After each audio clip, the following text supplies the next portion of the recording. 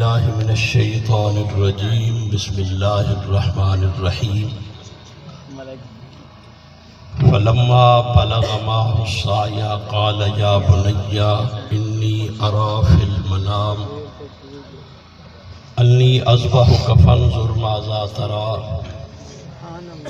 قال یا ابت افعل ما تؤمر ستجدنی ان شاء اللہ من الصابرین قال النبی صلی اللہ علیہ وسلم اصحابی کالنجوم فبأیہم اقتدیتم اہتدیتم صدق اللہ مولانا العظیم وصدق رسولہ النبی الامی الکریم ونحن على ذلك لمن الشاہدین والشاکرین والحمد للہ رب العالمین۔ انتہائی واجب الاحترام علماء کرام، معززین علاقہ، قابل سر تکریم بزرگوں، دوستوں، نوجوان ساتھیوں،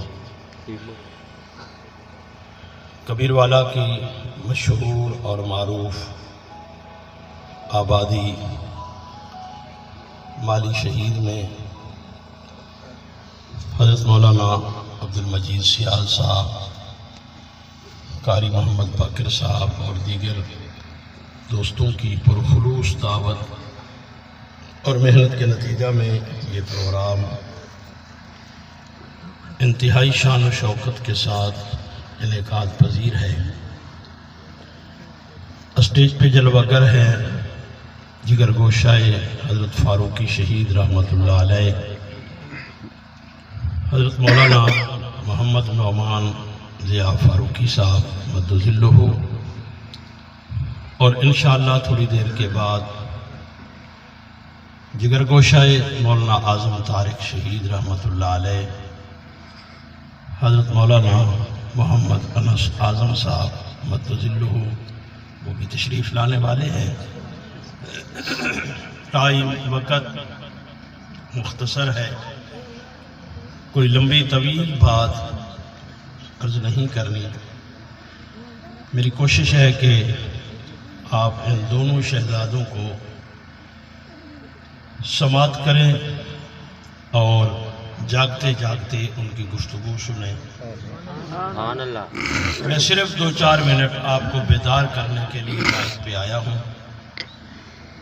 امید ہے آپ بیدار ہو کر میری معروضات کو بھی سماعت کریں گے اور مہمان مکرم کی گفتگو کو بھی آپ سماعت فرمائیں گے۔ بات سمجھ آئے گی تو بلند آواز سے کیا کہیں گے بھائی؟ سبحان اللہ۔ ماشاءاللہ، ہاتھ فضا میں بلند کر کے سبحان اللہ کہیں۔ دوران گفتگو میری زبان پہ آقا نامدار حضرت محمد مصطفیٰ صلی اللہ علیہ وسلم کا نام نامی اسم گرامی آئے تو عقیدت، محبت، پیار، الفت بلند آواز کے ساتھ کیا کہیں گے؟ صلی اللہ علیہ وسلم۔ کیونکہ ذی الحجہ کا چاند نظر آنے والا ہے اور حجاج کرام کے قافلے بیت اللہ کی زیارت، منا، مزدلفہ، عرفات کی وادی میں وقوف کے لیے دنیا بھر سے روانہ ہو چکے ہیں، اور اگلے مہینے ایک ایسا دن بھی آنے والا ہے کہ دنیا بھر میں لاکھوں نہیں بلکہ کروڑوں کی تعداد میں حلال جانوروں کی قربانی ہونے والی ہے، اور شرط اس میں یہ ہے کہ وہ حلال جانور جو عیب والا نہ ہو۔ سبحان اللہ۔ اگر عیب دار جانور ہے تو اس کی قربانی اللہ بھی قبول نہیں کرتے۔ وہ کروڑوں اربوں کی تعداد میں دنیا بھر میں خون بہنے والا ہے۔ اسی خون کے بارے میں اللہ کے رسول صلی اللہ علیہ وسلم سے صحابہ نے سوال کیا کیا کہا صحابہ کرام رضوان اللہ علیہم اجمعین نے؟ قالا من اضاحی یا رسول اللہ. ہمارا سوال یہ ہے کہ اللہ کے رسول یہ جو ہم جانور ذبح کرتے ہیں یہ کیا ہے؟ من اضاحی یا رسول اللہ، یہ ذبح کرنے کا اور جانوروں کی گردنوں پہ چھری رکھنے کا جو ایک دن میں اتنا ماحول پیدا ہو گیا ہے یہ کیا ہے؟ جملے میں میری بات کو سماعت کرنا. اللہ کے نبی نے فرمایا سنت ابیکم ابراہیم، کہ یہ تو میرے دادا ابراہیم کی سنت ہے. سبحان اللہ. غور طلب بات یہ ہے کہ دین حضور کا ہے، میرے آقا کا دین ہے، لیکن آقا فرما رہے ہیں سنت ابیکم ابراہیم، کہ اس میں جو قربانی باقاعدہ 10 تاریخ کو لاکھوں کی تعداد میں جانوروں کی جاتی ہے، اس کا تعلق میری سنت سے نہیں بلکہ میرے دادا ابراہیم کی سنت سے اس کا تعلق ہے. سبحان اللہ. سوال یہ ہے کہ ہم امت محمد مصطفیٰ کی ہیں، ہمارے نزدیک سنت حضور علیہ السلام کا طریقہ ہے، ہم کسی اور نبی کے طریقے پہ چلنے والی امت نہیں ہیں. مثال کے طور پر ایک مولوی صاحب نے جیب سے مسواک نکالا اور وضو سے پہلے اس نے دانتوں پر مارنا شروع کر دیا. کسی نے پوچھا بھائی اس جدید دور میں لکڑی کی کیا حیثیت ہے، آپ ٹوتھ پیسٹ استعمال کریں اور دانت اچھے طریقے سے صاف کریں، لکڑی آپ نے کیوں جیب میں رکھی ہوئی ہے؟ تو وہ مسکرا کر کہتا ہے ٹوتھ پیسٹ میں بھی سمجھتا ہوں کہ دانتوں کی صفائی کا ایک بہترین ذریعہ ہے، لیکن میں باقاعدہ جیب میں مسواک رکھ کر جو وضو سے پہلے میں دانتوں پر مار رہا ہوں، یہ میرے محمد مصطفیٰ کی سنت ہے، یہ میرے نبی کی سنت ہے، میں اس پہ عمل پیرا ہوں. اس سنت کا فائدہ پوچھا گیا کیا ہے؟ حضور کی ہر سنت میں کوئی نہ کوئی راز اللہ نے رکھا ہے، اس میں فائدہ ہے. لیکن مسواک والی سنت میں حضور نے فرمایا 70 فائدے ہیں. 70. لاسٹ اور آخری فائدہ یہ ہے کہ جو ہمیشہ مسواک جیب میں رکھتا ہے اور وضو سے پہلے مسواک کرتا ہے، فرمایا اس کو آخری وقت میں فائدہ یہ ہوگا کہ جب روح قبض ہو رہی ہوگی تو اللہ مسواک والی سنت پہ عمل کرنے کی وجہ سے اللہ اس کی زبان پہ محمد مصطفیٰ کا کلمہ جاری کر دیں گے. سبحان اللہ. اس کی زبان پہ کلمہ شہادت جاری ہو جائے گا. اور حضور نے فرمایا آخر کلام ہی من قال لا الہ الا اللہ دخل الجنہ، جس کی زبان پہ آخری وقت میں یہ کلمہ جاری ہو گیا اسے خبر دے دو، خوشخبری سنا دو کہ اس کی آنکھیں بند بعد میں ہوتی ہے، جنت کے دروازے اللہ پہلے کھول دیتے ہیں. سبحان اللہ. تو صحابہ نے سوال کیا قال من اضاحی یا رسول اللہ، کہ یہ جو ہم قربانی کرتے ہیں یہ کیا ہے؟ تو حضور نے کیا فرمایا سنت ابیکم ابراہیم، یہ تمہارے دادا میرے دادا ابراہیم کی سنت ہے. سوال یہ ہے دین حضور کا ہے اور سنت ابراہیم کی کیوں ہے؟ سوال ہے یا نہیں ہے؟ میں آپ کو بیدار کرنے کے لیے یہ 2-4 باتیں عرض کر رہا ہوں تاکہ آپ بیدار ہو کر مولانا نعمان صاحب کی گفتگو کو سماعت کریں. سوال کیا سنت ابراہیم کی کیوں ہے؟ تو آقا نے مسکرا کے فرمایا وہ سنت ایسے نہیں بنی، ابراہیم نے بہت ساری قربانیاں دی ہیں. سبحان اللہ. بات سمجھ آتی ہے کہ جو قربانیاں دینے والے لوگ ہوتے ہیں ان کی یادگار باقی رہتی ہے. بے شک. پوچھا گیا جی یا رسول اللہ وہ کیا قربانی ہے؟ جاگ رہے ہو یا سو گئے؟ سبحان اللہ. قربانی کیا؟ فرمایا ابراہیم خود آگ کے شعلوں میں مسکراتے ہوئے چلے گئے اور ان کا بیٹا اسماعیل مسکراتا ہوا اپنے باپ کی چھری کے نیچے چلا گیا۔ سبحان اللہ۔ دونوں کا کیا بنا؟ قرآن سے پوچھا تو قرآن نے کہا اسے آگ نے نہیں جلایا اور اسے چھری نے نہیں کاٹا، وہ جلتی ہوئی آگ میں مسکراتا ہوا گیا تو آگ گلزار بن گئی، اور یہ مسکراتا ہوا اپنے باپ کی چھری کے نیچے گردن جھکا دیتا ہے تو اللہ نے اس چھری کو گند کر کے اللہ نے اسے بچا لیا۔ پھر کیا ہوا؟ جو آگ سے بچ گیا وہ خلیل اللہ کہلایا، اور جو چھری کے نیچے سے بچ گیا اللہ نے اسے ذبیح اللہ بنا دیا ہے بچا ہوا لیکن ذبیح اللہ ہے بچا ہوا آگ سے لیکن ہے خلیل اللہ، اللہ کا دوست ہے۔ توجہ کرنا، میں ایک جملے کی طرف آپ کو لانا چاہتا ہوں۔ قرآن کریم سے پوچھا، آدھی سے زیادہ میری گفتگو ہوگی، تھوڑی سی باقی رہ گئی۔ قرآن کریم سے پوچھا کیا بنا؟ قرآن نے کہا کہ کچھ صورتحال یوں ہے، بلغ معہ السعی قال یا بنی انی اری فی المنام انی اذبحک فانظر ماذا تری۔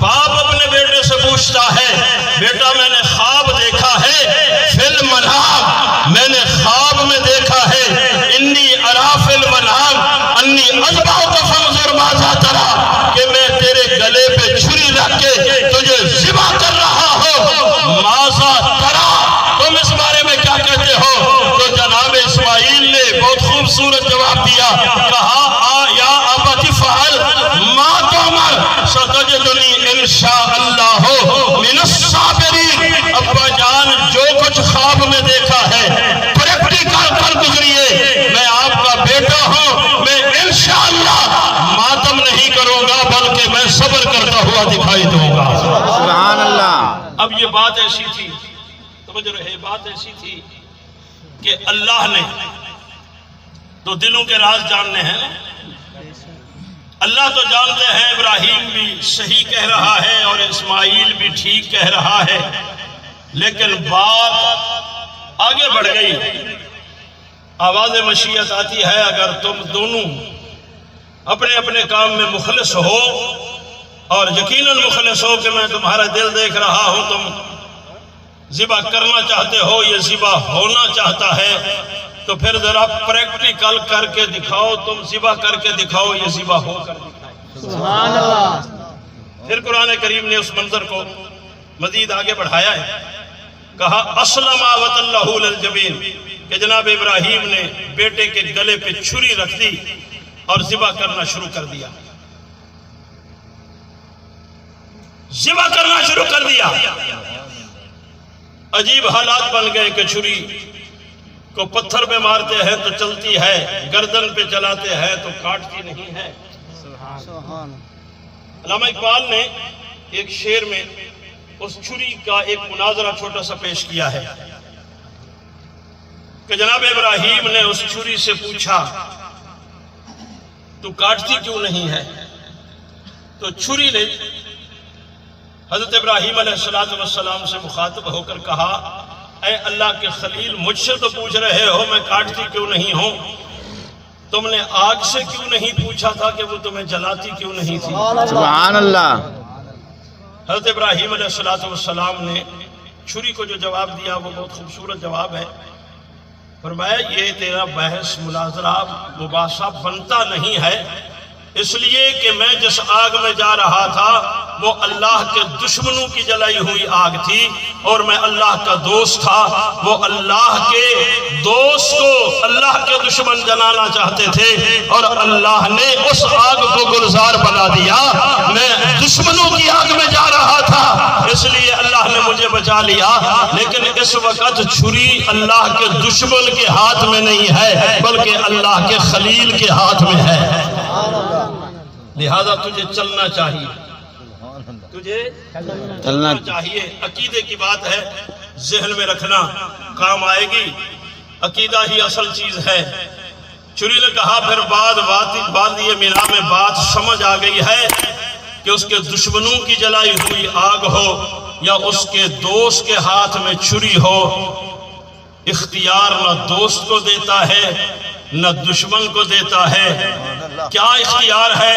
اختیار ہے موت کا۔ نہ اللہ اپنے دشمنوں کو موت کا اختیار دیتا ہے، نہ دوستوں کو موت کا اختیار دیتا ہے۔ ادھر آگ میں دوست کو بچا کے بتا دیا ہے کہ موت کا مالک، زندگی کا مالک میں اکیلا ہوں۔ ادھر خلیل کے ہاتھ میں چھری دے کے اسماعیل کو بچا کے دنیا کو پیغام دے دیا ہے، الذی خلق الموت والحیات لیبلوکم ایکم احسن عملا۔ دشمن ہو یا دوست ہو، اختیار میرے پاس ہوتا ہے۔ نہ کوئی دشمن کسی کو موت دے سکتا ہے، نہ کوئی میرا دوست کسی کو موت دے سکتا ہے۔ زندگی اور موت کا اکیلا مالک کون ہے بھائی؟ بلند آواز سے جھوم کر بولیے، کون ہے؟ اللہ ہے۔ قرآن کریم نے یہ سارا منظر پیش کیا۔ میں بات بالکل آخری مرحلے میں لے گیا ہوں۔ آپ بیدار ہو گئے، ماشاءاللہ بہت خوشی ہو رہی ہے کہ آپ بیدار ہو گئے ہیں۔ زندگی اور موت کا اکیلا مالک اللہ ہے۔ قرآن کریم سے میں نے پوچھا، یہ سارا کچھ تو نے کہاں سے دیکھا؟ یہ قرآن میں جو ہے نا کہ اسلمہ وطلہ للجبین، اس وقت تو حضور تھے نہیں۔ قرآن تو حضور علیہ السلام کے سینہ اقدس پہ اترا ہے، اور پہلی وحی غار حرا میں آئی ہے۔ اس وقت تو قرآن اتر ہی نہیں رہا تھا، لیکن قرآن سے سوال ہو رہا ہے نا، اے اللہ کے قرآن، تو نے یہ منظر کہاں سے دیکھا؟ قرآن نے کہا، میں نے لوح محفوظ سے یہ سارا منظر دیکھا ہے۔ اب سبحان اللہ ایڈوانس میں کہیے اگلی بات۔ سبحان اللہ۔ جب قرآن تو لوح محفوظ میں تھا تو یہ منظر تو نے دیکھا۔ گلے پہ چھری رکھ دی گئی ہے لیکن چھری کاٹتی نہیں ہے، تو اس منظر کا عینی شاہد ہے۔ تو اب ذرا بتا، جب تو اترا ہے تو تو نے کیا دیکھا ہے؟ سبحان اللہ۔ جب تو اترا ہے تو کیا دیکھا ہے؟ اللہ اکبر۔ قرآن نے بہت خوبصورت بات کی ہے۔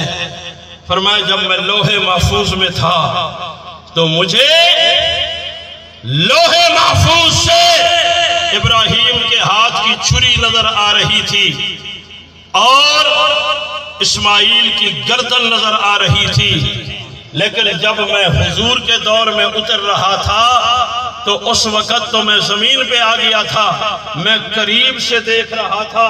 میں نے کہا، کیا نظر آ رہا تھا؟ فرمایا، وہاں مجھے چھری نظر آتی تھی، اسماعیل کی گردن نظر آتی تھی، لیکن جس وقت میں حضور کے دور میں اترا تو مجھے محمد کے صحابہ کے دلوں میں جو تقویٰ تھا وہ بھی نظر آ رہا تھا۔ سبحان اللہ۔ جو صحابہ کے دلوں میں تقویٰ تھا وہ بھی مجھے نظر آ رہا تھا، اور صحابہ کے دلوں میں جو تقویٰ تھا وہ کون بتا رہا ہے؟ قرآن بتا رہا ہے نا۔ قلوبہم للتقویٰ، جن کے دلوں کا تقویٰ قرآن بتائے ان کے جنتی ہونے میں کوئی شک ہے؟ نہیں۔ بولو بلند آواز سے، نہیں۔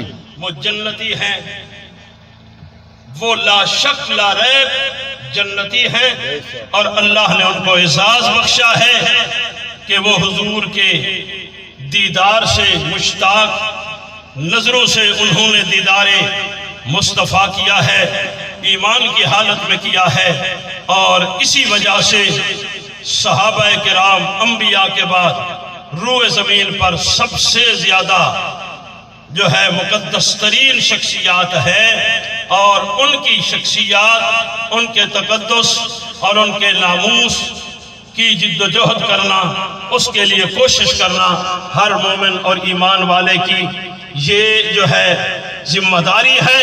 اللہ نے ڈیوٹی لگائی ہوئی ہے کہ جن صحابہ نے میرے نبی کے تقدس کے لیے جانوں کے نذرانے پیش کیے ہیں، ان صحابہ کرام کے ناموس اور تقدس کے لیے مومن کو بھی جانوں کے نذرانے پیش کرنے چاہیے یا نہیں کرنے چاہیے؟ کرنے چاہیے۔ وہ الحمدللہ ہزاروں کی تعداد میں پیش ہو چکے ہیں، اور لاکھوں کی تعداد میں آج بھی جانوں کے نذرانے پیش کرنے کے لیے تیار کھڑے ہیں انشاءاللہ میں آپ کو اشارتاً یہ کہنا چاہتا ہوں، ابھی میں راستے میں ملک اشرف فہیم صاحب تشریف رکھتے ہیں، مجھے یاد ہے وہ منظر ہم بھولے نہیں ہیں، جب بھی ملک صاحب اور ہم اکٹھے ہوتے ہیں تو وہ منظر ہماری آنکھوں کے سامنے ہوتا ہے کہ اس حلقے سے مولانا ضیاء الرحمن فاروقی شہید رحمۃ اللہ علیہ الیکشن لڑ رہے تھے اور ہم ملک صاحب اور میں ہم کمپین کر رہے تھے، ہمیں کسی دوست نے جا کر جو ہے ڈھونڈ کر شام کوٹ کے علاقے میں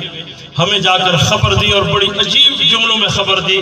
اس نے کہا جس کو کامیاب کروا کے تم اسمبلی بھیجنا چاہتے تھے، مبارک ہو وہ تمہارا کینڈیڈیٹ اور امیدوار کامیاب ہو کر اسمبلی میں نہیں جنت کی کرسیوں پہ جا چکا۔ سبحان اللہ۔ بم بلاسٹ ہوا اور ہمیں اس وقت اطلاع وہاں شام کوٹ میں ہوئی۔ نعمان صاحب یہ چھوٹے بچے تھے، میں نے شاید پہلے بھی ایک دفعہ بات عرض کی ہے، ککڑہٹا میں شاید کی تھی، کہ جیل میں یہ اپنے والد گرامی کو ملنے کے لیے گئے۔ مولانا صاحب جب بھی ملاقات کر کے واپس آتے بہت مسکراتے اور ہنستے ہوئے واپس آتے، لیکن اس دن تھوڑے سے غمگین تھے۔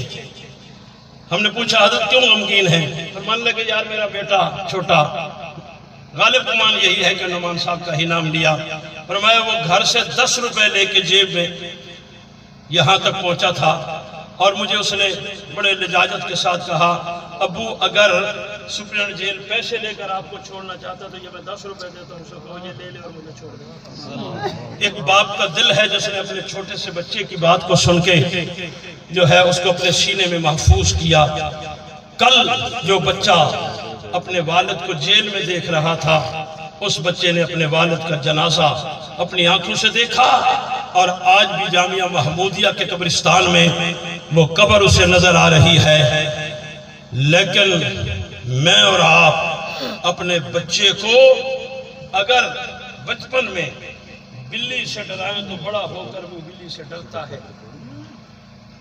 ہم کسی پرندے سے ڈرائیں، بہت سارے بچے میں نے دنیا میں دیکھے ہیں، جب ہم ملک بھر میں جاتے ہیں تو کہتے ہیں مولانا صاحب یہ بچہ جو ہے چھپکلی سے ڈرتا ہے۔ میں کہا کیوں؟ کہتا ہے ماں نے بچپن میں اسے ڈرایا، یہ آج تک ڈرتا ہے، چھپکلی سے ڈرتا ہے۔ واش روم میں جائے اور چھپکلی نظر آ جائے تو یہ ویسے واپس آ جاتا ہے، کسی اور واش روم کی تلاش میں ہوتا ہے۔ چاہیے تو یہ تھا جس بچے نے اپنے باپ کو موت کے آغوش میں دیکھا اسے موت سے ڈرنا چاہیے تھا، لیکن الحمدللہ یہ بچے موت سے ڈرے نہیں ہیں۔ آج جوان ہو کر اپنے والد کے مشن کو لے کر گلی گلی کوچا کوچا کریا کریا بستی بستی شہر شہر پھر رہے ہیں۔ ہم ان کو خراج تحسین بھی پیش کرتے ہیں، ان کی جوانیوں کے لیے دعا گو ہیں کہ اللہ ان کی جوانیاں بھی سلامت رکھے اور اپنے والد گرامی کے مشن کو پایہ تکمیل تک پہنچانے کے لیے اللہ ان کے لیے جو ہے راستے میں سنگ میل کو مزید جو ہے بہتر بناتے چلے جائیں۔ انشاءاللہ آپ ساتھ ساتھ رہیں گے یا نہیں رہیں گے؟ انشاءاللہ۔ بس یہ اچانک پروگرام مولانا عبد المجید صاحب اور ان کے رفقا نے ترتیب دے دیا۔ آپ حضرات کی کثیر تعداد میں تشریف آوری ہمارے لیے حوصلہ افزائی ہے۔ آپ سے میں ایک چھوٹی سی گزارش کروں گا کہ 29-30 سالوں سے میں دیکھ رہا ہوں آپ لوگوں کا مزاج الحمدللہ یہ رہا ہے کہ آپ ہمیشہ مرکز کے ساتھ رہے ہیں یا نہیں رہے ہیں؟ بہت سارے نشیب افراد آپ نے دیکھے لیکن پھر بھی آپ مرکز کے ساتھ رہے ہیں، تو اب بھی آپ مرکز کے ساتھ رہیں، انشاءاللہ مرکز کے ساتھ رہیں، مرکز، اور کسی پراپیگنڈے کا اور افواہوں کا شکار نہ ہوا کرے۔ یہ پراپیگنڈا ہے، یہ افواہیں ہیں، یہ تو خوشبو ہے ہواؤں میں بکھر جائے گی۔ مسئلہ پھول کا ہے، پھول کدھر جائے گا؟ آپ افواہوں پہ کسی قسم کی کوئی جو ہے نگاہ نہ ڈالا کریں، آپ مشن کے ساتھ رہیں، مرکز کے ساتھ رہیں۔ کوئی اپنے مشن کو نہ چھوڑ رہا ہے، نہ چھوڑنا چاہتا ہے، نہ چھوڑ سکتا ہے۔ الحمدللہ اللہ نے جس کو بھی حق نواز کی جانشینی دی ہے وہ اخلاص کے ساتھ اس کاز اور مشن کو آگے بڑھا رہا ہے. مولانا لدھیانوی ہوں یا مولانا اورنگزیب فاروقی صاحب ہوں، مولانا ریحان ضیاء ہوں یا مولانا معاویہ اعظم ہوں یا مولانا نعمان ضیاء، الحمدللہ اسی مشن کو لے کر چل رہے ہیں. آپ ساتھ رہیں گے یا نہیں رہیں گے؟ اللہ تعالیٰ ہم سب کو عمل کی توفیق عطا فرمائیں.